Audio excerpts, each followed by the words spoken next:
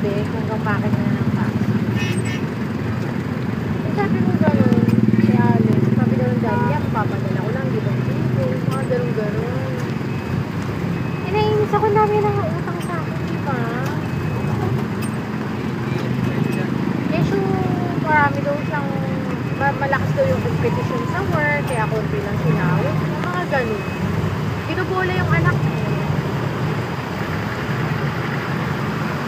Wala, sabi lang okay. Diba? Inutusan ko na huwag ka nang makapagtali. Kasi wala ka rin magagawa yan. Eh, naiinis yung bata. Sabi ko, mo na lang pansinin. Ganyan naman yun. Lagi naman may dahilan yun. Diba? Hindi, grabe yung bahat. Huwag kang liluso nga. Baka magkasakit mo. Ano ba siya mo? Ano itsura mo ka? Tapos, tulog ba yan?